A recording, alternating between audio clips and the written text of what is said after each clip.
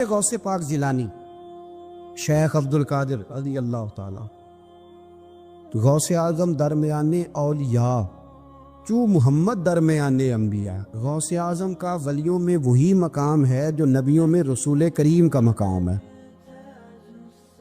حضرت غوث پاک رضی اللہ تعالیٰ عنہ کو اللہ نے بڑے اعزازات سے نوازا.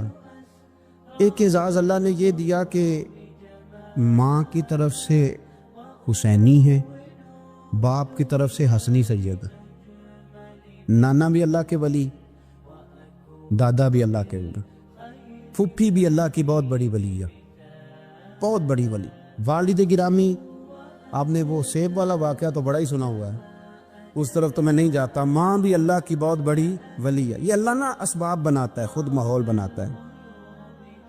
آپ کے جو والد گرامی تھے ان کا نام تھا ابو صالح سید موسیٰ جنگی دوست رحمت اللہ علیہ. بادشاہ کے کچھ سپاہی تھے جو مٹکے اٹھا کے جا رہے تھے، اور مٹکے تھے شراب کے بھرے ہوئے، مٹکے اٹھا کے جا رہے تھے. حضرت سید محمد موسیٰ جنگی دوست رحمت اللہ علیہ بھی قریب سے گزرے. یہ کیا ہے بھائی؟ بدبو سے سمجھ تو گئے. تصدیق کے لیے پوچھا کیا ہے؟ انہوں نے کہا جناب یہ بادشاہ کا سامان لے کے جا رہے ہیں. ہاتھ میں ڈنڈا تھا، 3 مٹکے تھے شراب کے بھرے ہوئے. زور سے ایک ایک ڈنڈا مٹکوں پہ مارا تو مٹکے ان کے سروں پہ ٹوٹ گئے. بادشاہ سلامت. ہم سارے تقریباً بادشاہ سلامت ہوتے ہیں. یہ کسی کی جرت ہے مطلب میرے گھر کے معاملے میں مداخلت کرے ہو؟ پھر بادشاہ ہو. لوگوں نے جا کے بڑی غیبتیں کی، بڑی بڑی کہانیاں سنائیں.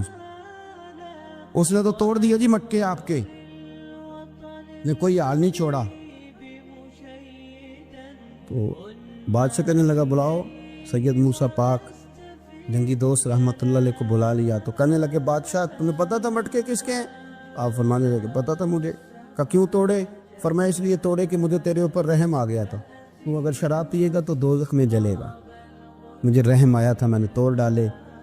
تو کہنے لگا آپ کون ہیں؟ تو آپ فرمانے لگے میں محتسب ہوں، میری حساب کتاب لینے کی ڈیوٹی ہے. محتسب ہوں، غلط آدمی کا حساب کروں گا. تو بادشاہ کہنے لگا کس نے ڈیوٹی لگائی آپ کی؟ فرمانے لگے میری ڈیوٹی میرے رب کریم نے لگائی ہے، میری ڈیوٹی اللہ نے لگائی. تأمرون بالمعروف وتنہون عن المنکر. مسلمان کے ذمے ہے اچھائی کا حکم دے گا، برائی سے روکے. یہ ذمہ داری ہے، میری اللہ نے ڈیوٹی لگائی ہے. بادشاہ پہ اتنا روب طاری ہوا کہ کہنے لگا حضور آپ کی بڑی مہربانی، آپ نے یہ کام کیا. کہنے لگا جناب اگر آپ اجازت دیں تو میں بھی آپ کو محتسب نہ بنا دوں، آپ میرے وزیر بن جائیں. کوئی بندہ اس طرح کا کام کرے تو اسے روکے. تو آپ فرمانے لگے نہیں، تو اپنی نوکری سنبھال کے رکھ، جسے اللہ ڈیوٹی پہ لگائے اسے پھر بندوں کی ڈیوٹیاں نہیں کرنی چاہیے. یہ اعزاز اللہ نے انہیں دیا، یہ شان رب کریم نے عطا فرمایا. ان کے صاحبزادے تھے حضرت غوث پاک جیلانی رضی اللہ تعالی عنہ. اللہ تعالیٰ نے جب کسی شخص سے کام لینا ہوتا ہے تو اللہ اس کے لیے اسباب بھی خود ہی پیدا کر دیتا ہے. علامہ اقبال اپنے استاد کی بڑی قدر کرتے تھے، شمس العلماء کی. تو ایک دن حضرت شمس العلماء سے کہنے لگے استاد جی آپ کی مہربانی سے پڑھ گیا ہوں. تو فرمانے لگے پتر تیری کلاس میں تو 250 لڑکا تھا، میری مہربانی تو سب پہ تھی، پر سارے تو اقبال نہیں نہ بنے. فرمانے لگے تیرے اندر بھی کوئی خوبی تھی، اس کی وجہ سے اللہ نے تجھے یہ اعزاز، کوئی چیز تیرے اندر. اللہ تعالیٰ جب کسی بندے کو نوازتا ہے نا تو بندہ بھی محنت کرتا ہے، لیکن اس کی محنت سے زیادہ اللہ کے فضل کا دخل ہوتا ہے. تو بندے کئی دفعہ کہنے لگ جاتے ہیں بڑی مشقت کی، بڑی محنت کی، کچھ بھی نہیں ہوتا. زیادہ اللہ کے فضل کا انحصار ہوتا ہے. رب جیسے چاہتا ہے ویسے فیصلے دیتا ہے. آپ فرماتے ہیں کہ میں چھوٹا سا تھا، والد انتقال کر گئے، والدہ تھی میری اور ہم 2 بھائی تھے. فرماتے ہیں بچے کھیلنے کے لیے نکلے تو میں بھی ان کے پیچھے کھیلنے نکل گیا. ایک بیل بچوں کے قابو آ گیا. تو بچوں کے قابو کو چیز آ جائے تو پھر وہ اس کا جو حال ہوتا ہے وہ تو ہمیں پتہ ہی، ہم سارے بچے رہ چکے. تو کہتے ہیں وہ بیل قابو آ گیا، کوئی اس کے کان چھیڑتا، کوئی اس کی دم چھیڑتا، کوئی اس کے سینگ چھیڑتا، کوئی کسی جگہ سے اسے تنگ کرتا. مختلف بچے اس کو نا دم سے پکڑ کے ہلاتے، بیل بھاگتا. حضور غوث پاک فرماتے میں بھی آگے بڑھا، اور میں نے جب اس کی دم پکڑ کے ہلائی تو بیل نے میری طرف منہ کیا اور کہنے لگا عبد القادر تو نانا ایسے کر. بول کے کہنے لگا تو نانا ایسے کر، تجھے رب نے ان کاموں کے لیے پیدا نہیں فرمایا. آپ فرماتے مجھے اتنا خوف طاری ہوا، بیل کو بولتے دیکھا تھا پہلی دفعہ، بیل کو۔ اب میرے سنی کو بھی دلیلوں کی ضرورت ہوتی ہے نا، دلیل نہ دیں، کسی بزرگ کی بات سنائیں تو سنی بھی تھوڑا تھوڑا دائیں بائیں دیکھتا ہے۔ یہ شور ایسا ہوا ہے نا، پراپوگنڈا ایسا ہے۔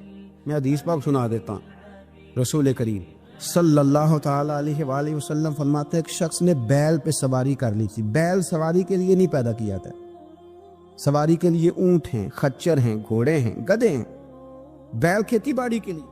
اس شخص نے جب بیل پہ سواری کی تو بیل پیچھے مڑ کے دیکھنے لگا اور کہنے لگا یار تو بڑا بیوقوف ہے، بول کے کہنے لگا مجھے اللہ نے سواری کے لیے نہیں پیدا کیا، میرے سے وہ کام لے جس لیے میں پیدا کیا گیا ہوں۔ تو بندہ ڈر گیا، کہنے لگا بڑی حیرانگی والی بات نہیں کہ بیل بولتا ہے، تو بیل پھر بول پڑا۔ کہنے لگا اس سے بھی زیادہ حیرانگی والی بات ہے۔ اس نے کہا وہ کیا؟ کہنے لگے مدینے میں نبی پاک آ گئے ہیں اور تو نے ابھی تک کلمہ ہی نہیں پڑھا، یہ اس سے بھی زیادہ حیرانگی والی بات ہے۔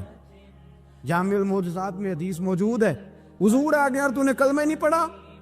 وہ شخص کہتا ہے میں سر پٹ دوڑا، جب آ کے سامنے کھڑا ہوا تو حضور مسکرائے اور مایا آجا پڑھ لے کلمہ، مجھے پتا ہے تجھے کس نے بھیجا ہے۔ اللہ والوں کی باتیں مان لیا کریں۔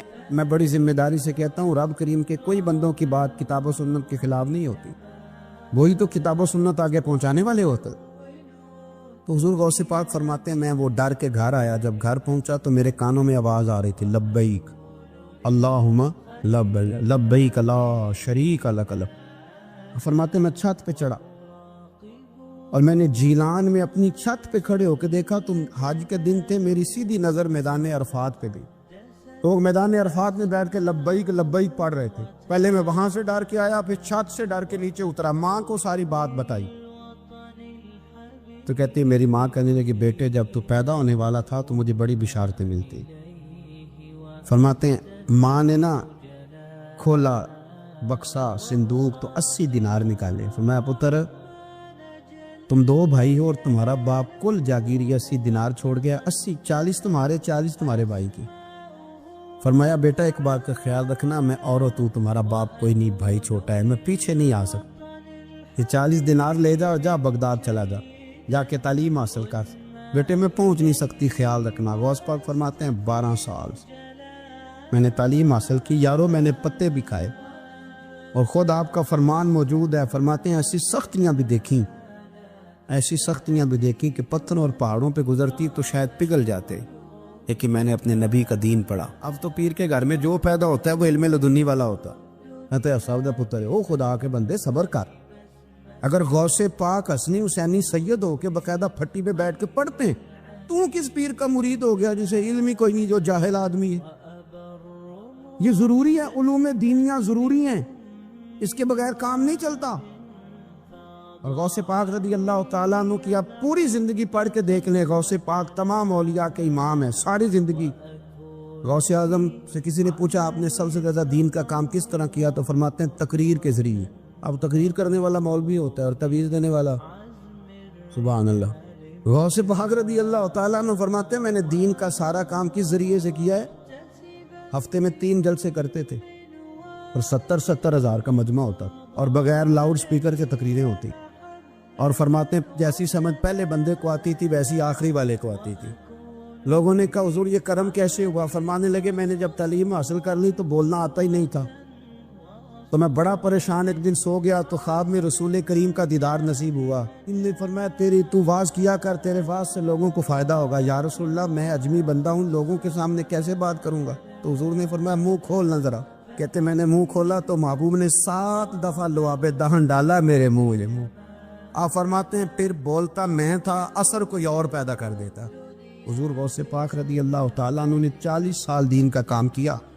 صبح کے وقت فقہ کا درس دیتے تھے، فجر کے بعد کچھ دیر کا ناشتہ کرتے سو جاتے، پھر آ کے مدرسے میں پڑھاتے باقاعدہ بچوں کو۔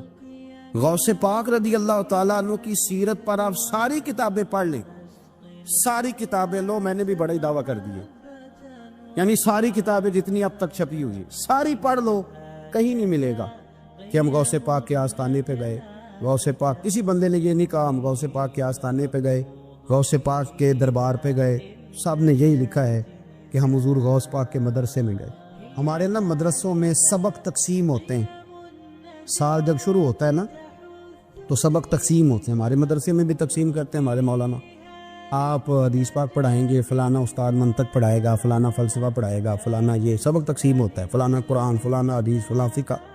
تو غوث اعظم کے مدرسے کے جو ناظم تعلیمات تھے وہ کہنے لگے حضور سبق بانٹنا ہے تو آپ کو کون کون سا سبق دے دیں، کون کون سا پیریڈ پڑھائیں گے؟ تو آپ فرمانے لگے نہیں، پیریڈ رہنے دو۔ حضور پھر فرمایا اس طرح کرو، لائق بچے تم رکھ لو اور نالائق سارے مجھے دے دو، میں جانوں اور نالائق جانے، نالائق سارے میرے۔ غوث پاک رضی اللہ تعالیٰ نالائق سارے رکھ لیے، کند ذہن، اور حضور غوث پاک ان کو اسباق پڑھایا کرتے، ان پر محنت کر۔ فجر کے بعد فقہ کا درس، 10 بجے مدرسے کی کلاس، زور کے بعد حدیث پاک کا درس، مغرب کے بعد تفسیر بیان کرتے۔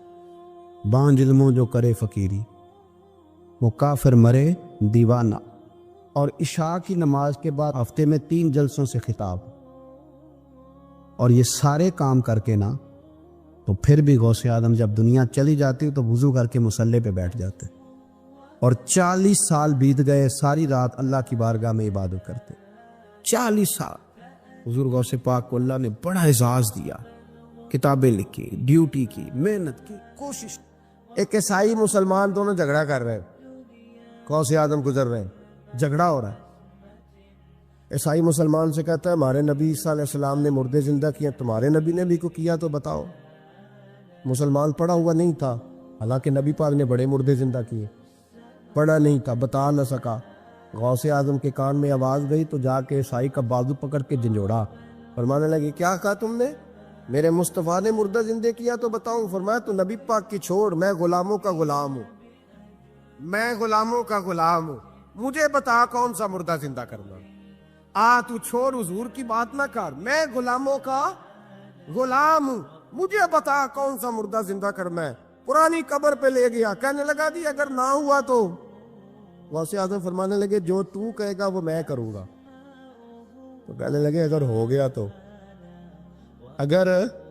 تو غوث اعظم کہنے لگے نہ میرے خانقاہ پہ جھاڑو دینا، نہ میرے برتن مانجنا، نہ میرے گھر کا سودا لانا، اگر زندہ ہو گیا تو بس میرے نبی کا کلمہ پڑھ جانا، بس میرے رسول کا کلمہ پڑھ جانا۔ اللہ اکبر۔ اس نے جو سب سے پرانی قبر تھی نا، وہ کہتا ہے یہ ہمارے دادا نے بھی نہیں دیکھا تھا بندہ کون ہے، اس قبر پہ کھڑا ہو کہنے لگا اس کو زندہ کرے۔ تو غوث اعظم رضی اللہ تعالیٰ عنہ قبر کے سرانے کھڑے ہوئے تو دعا کرنے لگے، کہنے لگے مولا اپنے لیے نہیں، تیرے رسول کے لیے۔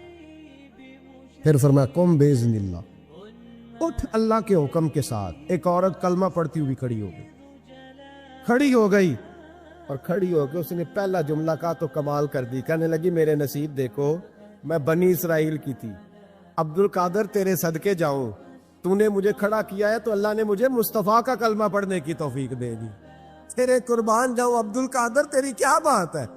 اب وہ بندہ دوڑ کے غوث اعظم کے قدموں میں آئے، فرمانے لگے نا کلمہ میرے مصطفیٰ کا پڑھنا ہے، حضور کا غلام بننا ہے۔ او بھائیو، حضرت شیخ عبد القادر جیلانی، حضور غوث اعظم رضی اللہ تعالیٰ عنہ، معمولی بات نہ سمجھنا، حضور غوث اعظم رضی اللہ تعالیٰ عنہ فرماتے ہیں میں قدم نہ لگاؤں تو اللہ ولایت ہی نہ دے، میں قدم نہ لگاؤں تو اللہ ولایت نہ دے۔ ایک آدمی سے حضور غوث پاک ناراض ہو گئے، ایک شخص نکل جا میرے آستانے سے۔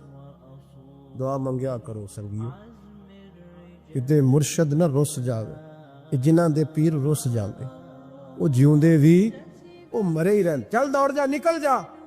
وہ کہتا ہے میں 300 ولی کے پاس گیا ہوں، 300، ہر ایک سے کہا میرے لیے دعا کرو۔ وہ کہنے لگے جسے عبد القادر دھتکار دے، اس کو کوئی سینے سے لگا سکتا؟ چل واپس چلا جا۔ آ کے قدموں میں بیٹھ گیا، کہنے لگا سونیا معاف کر دے۔ فرمانے لگے تو نے دیر کر دیا، میں تو کب سے معاف کیے بیٹھا ہوں، تو نے دیر کی آنے میں تو رسول اللہ کا غلام ہوں، اور حضور نے معاف کرنا سکھایا ہے۔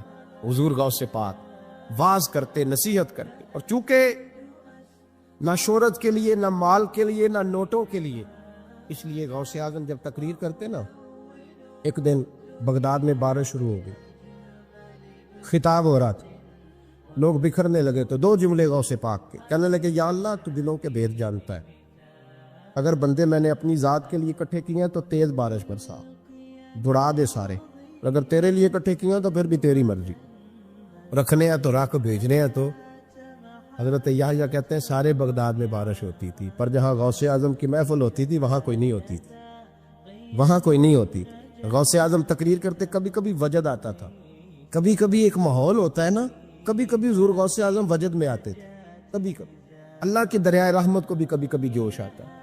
اور میرے حبیب فرماتے ہیں وہ پہلے آسمان پر نزول جلال کرتا ہے جو اس کی شان کے لائق، اور فرماتا ہے بندو مانگ لو، جو مانگو گے میں دے دوں گا۔ میرے محبوب کے دریائے رحمت کو بھی جوش آتا تھا۔ حضور فرماتے تھے آج پوچھو جس نے جو پوچھنا ہے، پوچھو۔ حضور فرمایا کرتے تھے، ایک دن حضرت ربیہ بن کعب سامنے کھڑے ہیں تو میں سالی یا ربیہ، ربیہ جو دل کرتا ہے مانگ لے، تیرا نبی تجھے دے دے گا۔ کبھی کبھی دریائے کرم جوش میں، تو غوث اعظم کو کبھی کبھی جوش آتا تھا۔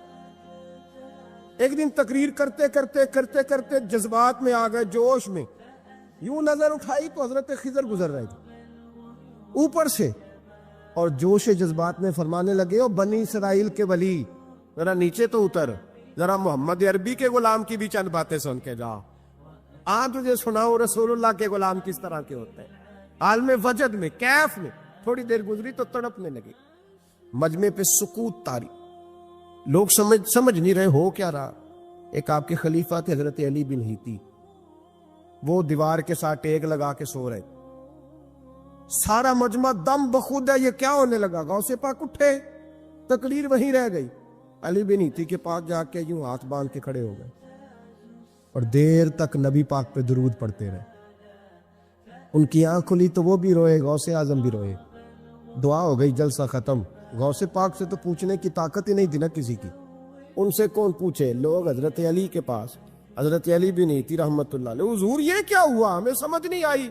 آپ فرمانے لگے تمہیں کیا بتاؤں، تم کسی معمولی پیر کے ماننے والے نہیں ہو، میں آج غوث اعظم کی محفل میں بیٹھے بیٹھے ہی مدینے پہنچ گیا ہوں، اور مجھے رسول اللہ کے جلوے نظر آنے لگے ہیں، پر میرے شیخ کا کمال دیکھو، جو میں خواب میں دیکھ رہا تھا عبد القادر ظاہری آنکھوں سے نظر فرما رہا ہوں، ظاہری آنکھوں سے، عالم وجد میں، کیف میں، سرور میں۔ اور جب غوث اعظم تقریر کرتے تھے نا تو 50 آدمی اس کونے سے کھڑے ہوتے تھے، کہتے تھے حضور ساری زندگی گناہ کیے ہیں، اب توبہ کرتے ہیں، اب دوبارہ گناہ نہیں کریں گے۔ اس کونے سے 15 کھڑے ہوتے تھے، حضور ڈاکے ڈالے ہیں ساری اوپر، اب توبہ، آپ کی بات نے دل بدل دیا ہے، اللہ نے توفیق ہدایت دے دی۔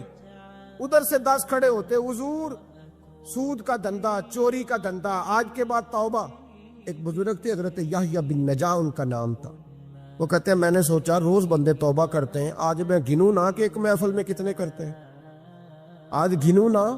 اب تو کاؤنٹنگ کے مختلف ذرائع ہیں نا، کیلکولیٹر ہے، باقی چیزیں، اس زمانے میں یہاں گٹھلیاں ہوتی تھی کھجور کی، بندے کچھ چیز گننی ہوتی تو گٹھلی ڈالتے، یا لوگ دھاگا لے جاتے تھے، ہر دھاگے پہ گرا لگاتے تھے، ایک گرا دوسری گرا، وہ کہتے ہیں میں نے نا اپنے پلو کے چادر کے نیچے دھاگا چھپا لیا، ایک بندہ توبہ کرنے اٹھاتے تو گرا ڈال دی، دوسرا اٹھا تو دوسری گرا ڈال دی، تیسرا اٹھا تو تیسری، کہتے ہیں اچانک بندے زیادہ ہو گئے، اب میری سپیڈ ہی بڑی کم تھی، میں کوشش بڑی کرتا پر بندے زیادہ، کہتے ہیں بڑی کوشش کی پر میں پورا ہی نہ ہوں، کہتے ہیں جب میں تھک گیا نا اور تھوڑا سا میرا سانس بھی پھولنے لگا، پریشان بھی ہوا، تو غوث پاک نے میری طرف دیکھا اور دیکھ کے مسکرائے، اور مسکرا کے فرمانے لگے یحییٰ میں دلوں کی گرے کھولتا جا رہا ہوں، تو بند کرتا جا رہا ہے، میں گرا کھول رہا ہوں، تو گرے لگا رہا ہے، اور چھوڑ دے یار، تجھ سے نہیں گنا جائے گا۔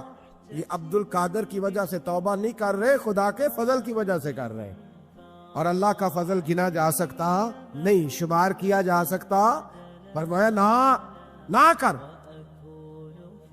آپ نے 40 سال لوگوں کو تبلیغ فرمائی، ہزاروں یہودیوں نے کلمہ پڑھا، لاکھوں نے، عیسائیوں کا بڑا عالم تھا، وہ کہتا ہے میں پوری انجیل پڑھتا تھا، جتنے نسخے تھے سب مجھے یاد سے، لیکن میں متاثر ہو گیا اسلام سے، یمن کا رہنے والا تھا، میں نے ایک ٹھان لی اس کے ہاتھ پہ کلمہ پڑھنا ہے جو اس وقت نبی پاک کی امت میں سب سے زیادہ شان والا ہو۔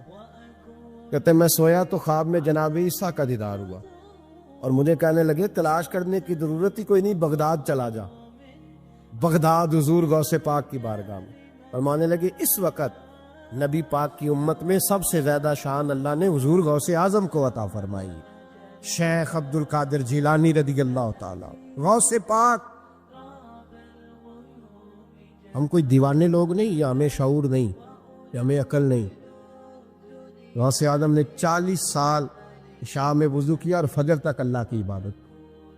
فرماتے میرے مالک نے کہا عبد القادر کچھ مانگ لے. نہ اپنے لیے مانگا نہ اولاد کے لیے. کہنے لگے مولا قیامت تک جو میرا نام لے نا اسے بغیر توبہ کے مرنے نہ دینا, مرنے لگے تو توبہ کی توفیق دے دینا. فرماتے ہیں میرے مالک نے وعدہ کیا ہے جو میرا ماننے والا ہوگا بغیر توبہ کے نہیں مرے گا. اور حضور غوث پاک رضی اللہ تعالیٰ عنہ فرماتے میں تو قیامت میں بھی اتنی دیر جنت میں نہیں جاؤں گا جب تک سارے مرید نہ ساتھ چلے جائیں. امام محمد ایک بزرگ گزرے ہیں, لطف کی باتیں چھیڑ دی ہیں میں نے, آج مضمون لطف کا ہے نا. امام محمد حضرت امام اعظم کے شاگرد ہیں. ان کے پاس ایک بندہ آیا, کہنے لگا حضرت صاحب مسئلہ پوچھنا. فقہ کے امام تھے. کہا پوچھو مسئلہ. وہ کہنے لگا حضور میں منڈی گیا تھا تو ایک ٹوکری لایا ہوں.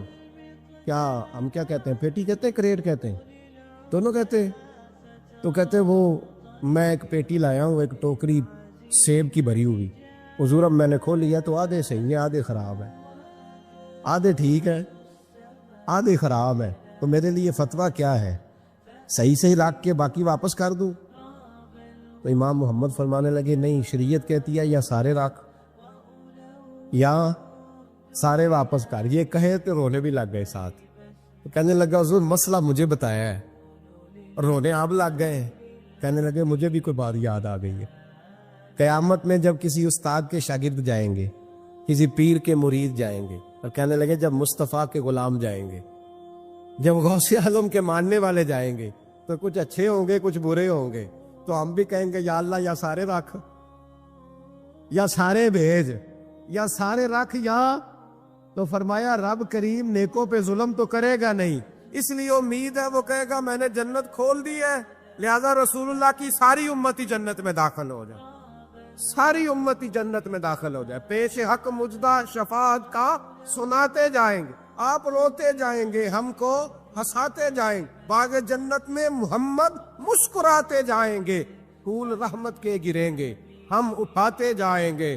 حشر میں ہوگا ہمارا داخلہ اس شان سے, ہم یا رسول اللہ کا نعرہ لگاتے جائیں گے, یا رسول اللہ کا نعرہ حضور غوث پاک رضی اللہ تعالیٰ عنہ فرمانے لگے میں نے عرض کی مولا میرا نام لینے والے بغیر توبہ کے نہ مرے. تو فرمایا عبد القادر جب وعدہ رہا جو تیرا نام لے گا مرنے سے پہلے توبہ کی توفیق دے دو. ان نسبتوں کو لوگ معمولی سمجھتے, ان کو معمولی جانتے, اور حضور غوث پاک. ایک بات مجھے پسند بڑی ہے, اگرچہ میں نام نہیں لینا چاہتا کس نے لکھی ہے, میں نے لیا بھی تھا کئی دفعہ, لیکن بات بڑی کمال ہے, غیروں کی ہے. اور میں نے تو اس ایک حوالے کے لیے پوری کتاب 10 جلدوں کی منگا کے رکھی ہوئی ہے, ایک حوالے کے لیے, ایک بات کے لیے. غوث اعظم کا دھوبی فوت ہو گیا. کون؟ پتہ نہیں آپ کو بھی اتنا ہی مزہ آ رہا ہے جتنا مجھے آ رہا ہے. حضور غوث اعظم کا دھوبی فوت ہو گیا, کپڑے دھوتا تھا. تو بعد میں اس دھوبی کو کسی نے خواب میں دیکھا تو پوچھا کیا بنا, تو کہنے لگے کچھ بھی نہیں.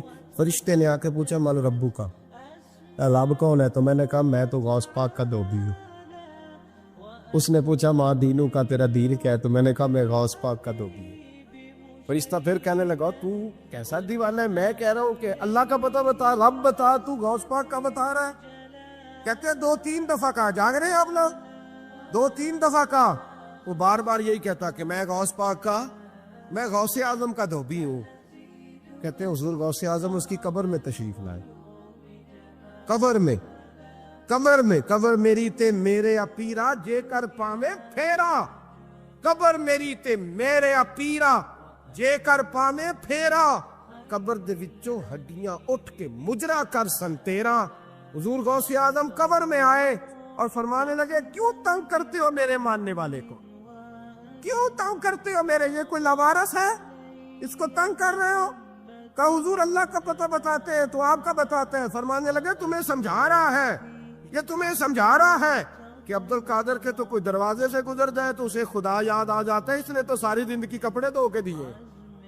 یہ تمہیں بتا رہا ہے کہ مجھے رب بھولا, ان کے تو گلی سے گزر جائے تو اللہ اللہ کرنے لگتا ہے, اور میں نے ساری زندگی کپڑے دھوئے ہیں, میں نے ساری زندگی ڈرائیوری کی ہے, میں نے ساری زندگی نوکری کی ہے, میں تابع دار رہا ہوں, مجھے رب بھول گیا ہے. فرماتے ہیں حضور غوث اعظم نے فرمایا مجھ سے پوچھو کیا پوچھنا ہے. مجھ سے پوچھو. فرشتے کہنے لگے ہم پوچھتے ہی نہیں, ہم پوچھتے ہی نہیں, عبد القادر جانے اور خدا جانے. بات ختم ہو گئی. میرے غوث پاک رضی اللہ تعالیٰ عنہ کو اللہ نے جو کمالات عطا فرمائے, حضور غوث اعظم کو اللہ تعالیٰ نے جو مرتبہ, آج بھی ہمارے کچھ دوست گئے ہوئے ہیں بغداد شریف. بغداد شریف کہتے ہیں یار قربان جائیں, ساری دنیا دیکھی ہے. سویرے اٹھ کے دروازے پہ دستک دیتے ہیں خادم, کہتے ہیں کون سا کھانا کھانا پسند کریں گے. یہ عبد القادر کا آستانہ ہے, یہ غوث پاک کا دربار ہے. آپ جو کہیں گے وہ پک کے آپ کی میز پہ پہنچے گا, اس لیے کہ یہ غوث اعظم کا دروازہ ہے.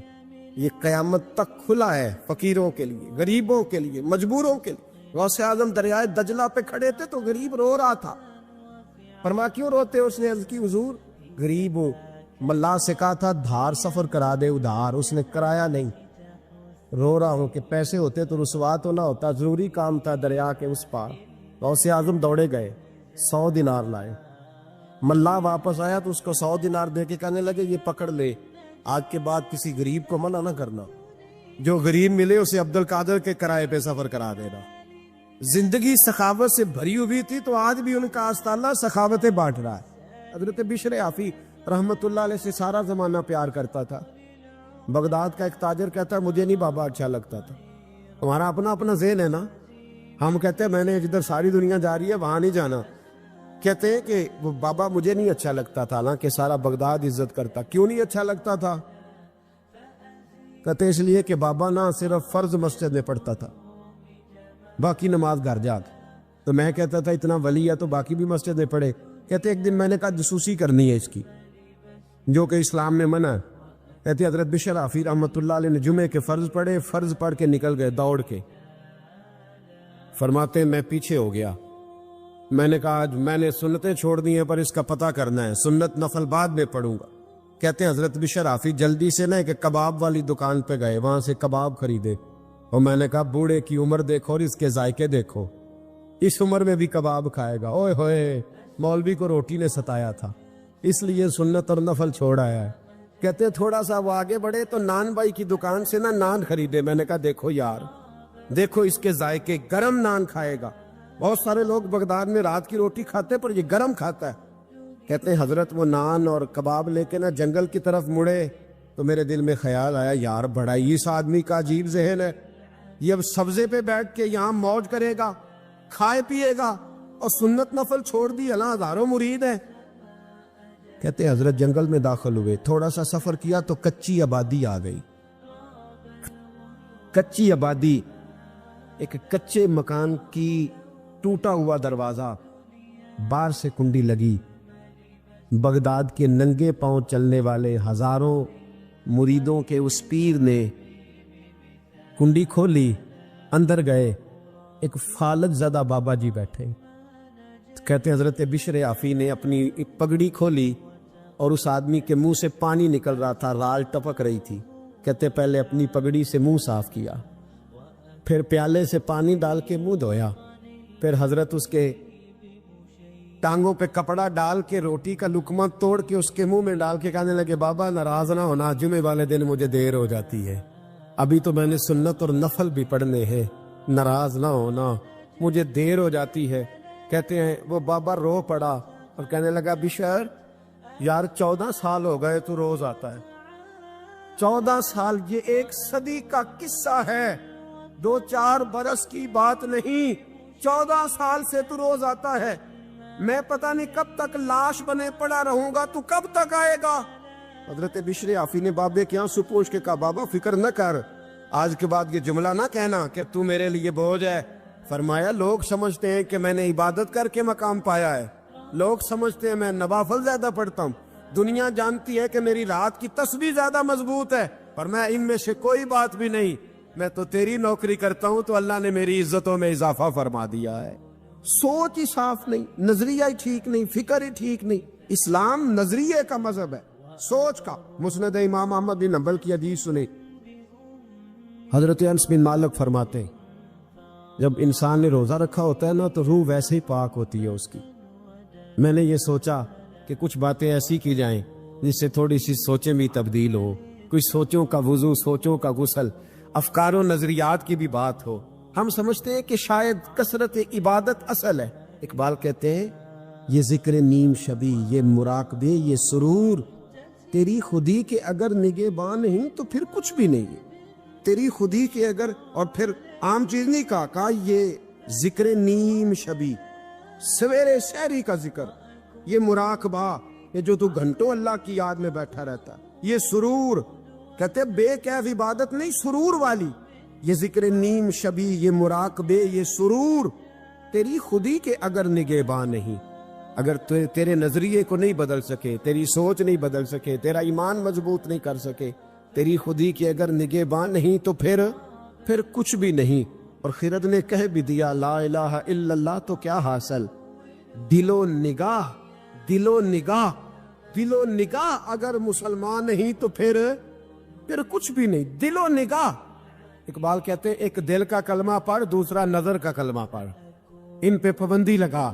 دل و نگاہ اگر مسلمان نہیں تو پھر تو کچھ بھی نہیں، کچھ بھی نہیں. حضرت انس بن مالک کہتے ہیں میں حضور کے پاس بیٹھا تھا، حضرت عبداللہ ابن عمر بھی بیٹھے تھے، کوئی بات ہو رہی تھی، ایک حجرے میں بیٹھے تھے، دروازے پہ دستک ہوئی. مسند امام احمد میں حدیث ہے، نبی پاک علیہ السلام نے فرمایا انس دروازہ کھولو، دروازے پہ وہ بندہ ہے جس کو اللہ بغیر حساب کتاب جنت عطا فرمائے گا. وہ بندہ ہے دروازے پہ. حضرت انس بن مالک کہتے ہیں میں نے دروازہ کھولا تو بندہ دیکھا، غریب سا ایک انصاری صحابی، اور بندہ بڑا سادہ، وضو تازہ کر کے آیا تو پانی کے قطرے داڑھی سے بہہ رہے، اور چمڑے کے جوتے اس نے لپیٹ کے تو بغل میں چھپائے ہوئے. آ کے عطیات کی حالت میں بیٹھا، حضور سے دو چار باتیں کی، چلا گیا. ہم اس کا رنگ دیکھتے رہے اور مصطفیٰ کا کرم دیکھتے رہے. اس کو حضور نے جنتی کہا ہے. کہتے ہیں اگلے دن اسی ٹائم اسی وقت ہم حضور کے پاس بیٹھے تھے، پھر دروازے پہ دستک ہوئی. حضور نے فرمایا دروازہ کھولو، دروازے پہ وہ بندہ ہے جسے اللہ بغیر حساب کتاب جنت عطا فرمائے گا، بغیر حساب. کہتے ہیں دروازہ کھولا، اور جیسے ہی میری نظر پڑی بندہ بھی وہی ہے جو کل آیا تھا، اور انداز بھی وہی ہے جو کل تھا، اسی طرح پانی کے قطرے، اسی طرح جوتے بغل میں. السلام علیکم، کل حضور فلاں بات کی تفصیل پوچھنی مجھ سے رہ گئی تھی، غلطی ہوگی، دوبارہ آیا ہو. اس نے اپنی گفتگو کی، چند جملوں میں بات سمیٹی، چلا گیا. فرماتے اتفاق کی بات کے دن تیسرا، بندے بھی ہم دونوں، میں اور عبداللہ ابن عمر. حضرت انس بن مالک کہتے ہیں دونوں بیٹھے تھے، سیم ٹائم سیم ڈے. پھر دستک ہوئی، حضور نے فرمایا دروازہ کھولو، اور مسکرا کے فرمایا دروازے پہ وہ بندہ ہے جسے اللہ بغیر حساب کتاب جنت عطا فرمائے گا. کہتے ہیں کھل اٹھے ہمارے چہرے، باہر گئے، دستک ہوئی تھی، دروازہ کھولا. فرماتے مجھے یقین تھا وہی ہوگا جو 2 دن پہلے آیا تھا، اور میرے یقین کے مطابق ہی کام ہوا. وہی بندہ تھا جو کل بھی تھا، جو پرسوں بھی تھا، حالت اور کیفیت اور انداز بھی وہی تھا. پانی کے قطرے بہ رہے ہیں، اور اس شخص نے جوتے بغل میں دبائے ہوئے خدمت میں حاضر ہوا، بیٹھ گیا، بات چیت کی، چلا گیا. حضرت انس بن مالک کہتے ہیں تھوڑی دیر ہوئی تو حضور بھی تشریف لے گئے. حضرت عبداللہ ابن عمر مجھے کہنے لگے یار ویسے کتنے اس کے نصیب ہیں، کتنے نصیب ہیں. کوئی آیا لے کے چلا گیا، کوئی آیا لے کے چلا گیا، کوئی عمر بھر بھی نہ پا سکا. میرے مولا تجھ سے گلا نہیں، یہ تو اپنا اپنا نصیب ہے، یہ تو اپنا اپنا. اور نہ کسی کے حال پہ طنز کر، نہ کسی کے غم کا مذاق اڑا، وہ جسے چاہے جیسے نواز دے. یہ مزاج لطف رسول ہے صلی اللہ تعالی علیہ وسلم. کہتے ہم لوگ گفتگو کرنے لگے. عبداللہ ابن عمر مجھ سے کہنے لگے یار ویسے پتہ کرنا چاہیے یہ کون سا عمل کرتا ہے، پتہ کرنا. ایسے ہم نہیں پتہ کرتے کہ یہ بندہ بڑا چمک گیا، پتہ کرو کون سا کاروبار کرتا ہے، ذرا اس کی جاسوسی تو کرو. اور بندے بھی بڑے سمجھدار ہیں، وہ سائیڈ بزنس نہیں بتاتے. وہ کہتے ہیں وہ جو میرا علیحدہ ہے وہ نہیں بتانا، کہیں یہ نہ شروع کر لے. حالانکہ انسان کے پاس جو خوبی، جو اللہ نے اسے دولت دینی ہوتی ہے، وہ اپنا اپنا نصیب ہوتا ہے. وہ گھر میں بیٹھے بھی اللہ عطا کر دے. وہ کہتے ہیں کہ پتہ کرو کیا عمل کرتا ہے. تو حضرت عبداللہ ابن عمر کہتے ہیں میں اس کے پیچھے ہو گیا، اس سے سلام لی. تو میں نے کہا مجھے 2-3 دن کے لیے مہمان بنا لو گے؟ مان نہ مان، میں تیرا مہمان. 2-3 دن کے لیے مہمان بنا لو گے؟ تو کہتے ہیں مجھ سے کہنے لگا کو گھر میں جھگڑا ہو گیا، کیونکہ پڑوس میں تو تمہارا، قریب ہی تو تمہارا گھر ہے، میرے مہمان بننے کو جھگڑا ہے. تو میں نے کہا چلو ایسے ہی سمجھ لو پر مجھے مہمان بنا لو. کہتے میں 3 دن اور 3 راتیں اس شخص کے ساتھ رہا. وہ کتنا صدقہ کرتا ہے میں نوٹ کرتا رہا, نماز کتنی پڑھتا ہے اس کا کیا. میں چاہتا تھا کہ وہ عمل مجھے ملے. اس کی برکت سے مصطفیٰ نے اسے 3 مرتبہ جنتی فرمایا ہے تاکہ وہ کیفیات مجھے بھی ملے. حضرت عبداللہ ابن عمر کہتے کہ میں نے کوئی خاص چیز نہیں دیکھی. وہ عشاء پڑھتا تو فجر تک بستر پہ کروٹیں لیتا اور میں الحمدللہ اٹھ کے تہجد بھی پڑھتا, نوافل بھی پڑھتا. کہتے ہیں وہ 1 سپارہ پڑھتا, میں 3 پڑھتا. فرماتے اس نے 3 دنوں میں کھجور بھی صدقہ نہیں دی, کہ کھجور بھی, اور میں نے بڑے بڑے غریبوں کی مدد کی. میں کہنے لگا کہ عمل تو میرا زیادہ ہے اس سے, پھر خوبی کیا ہے. خاص توجہ کرنا, اسلام اور دین کا جو فکری اساس ہمیں صحابہ نے دی. حضرت عبداللہ ابن عمر کہتے ہیں میں نے تیسرے دن اسے کہا بھائی اللہ تیرا بھلا کرے, تو نے بڑی خدمت کی, میں نے جانا ہے میرا کوئی جھگڑا نہیں ہوا تھا, میں تو بس تیرا عمل دیکھنے آیا تھا کہ تو عمل کیا کرتا ہے. تو وہ صحابی کہتے ہیں مجھے کہنے لگے یار تو میرا عمل دیکھنے آیا تھا, مجھے بتا تو صحیح کیا نے اور کیوں دیکھنے آیا میرا عمل, تجھے کیا ضرورت پڑی میری جاسوسی کی. تو کہتے ہیں مجھ سے جب اس نے سوال کیا تو میں نے اس کو کہا بھائی تو 3 دن آیا ہے نا, ہم بیٹھے ہوئے تھے. کہا ہاں میں آتا رہا ہوں. کہا 3 دن نبی پاک نے فرمایا اللہ تجھے بغیر حساب کتاب جنت عطا فرمائے گا. تو میں چاہتا تھا کہ میں ذرا جاسوسی کروں, ذرا دیکھوں, کھوج لگاؤں کون سا ایسا عمل ہے. آپ بھی ذرا دھیان دیجئے گا کون سا ایسا عمل ہے. حالانکہ تو عشاء پڑھتا ہے اور اٹھ کے فجر پڑھتا ہے, میں تہجد بھی پڑھتا ہوں, تیرا سپارہ ہے کہ میرے 3 ہے. کون سا ایسا عمل ہے جس کے سبب تجھے جنت ملے گی. کہتے ہیں وہ صحابی کہنے لگے یار کوئی ایسا عمل نہیں, کوئی شے نہیں, میں اس قابل ہی نہیں. من نانم کے من دانم, جو میں ہوں مجھے پتا ہے. کہا پھر کوئی بات تو ہوگی, تیری مہربانی بتا دے, میں نے 3 دن 3 راتیں محنت کی ہیں, بتا دے. کہتے ہیں وہ کہنے لگے اگر تجھے بتاؤں نا تو پھر سن. میں جب رات کو سوتا ہوں تو اپنے دل پہ نظر ڈالتا ہوں, اور سویرے جب اٹھتا ہوں تو پھر اپنے دل پہ نظر ڈالتا ہوں. موبائل پہ نہیں, کنجی پہ نہیں کہ چابیاں کدھر ہے, بٹوے پہ نہیں. میں رات کو سوتے ہوئے بھی اپنے دل پہ نظر ڈالتا ہوں, سویرے اٹھتے ہوئے بھی میں سب سے پہلے اپنے دل پہ نظر ڈالتا ہوں. فرماتے ہیں الحمدللہ میرے دل میں کسی کا حسد نہیں ہے,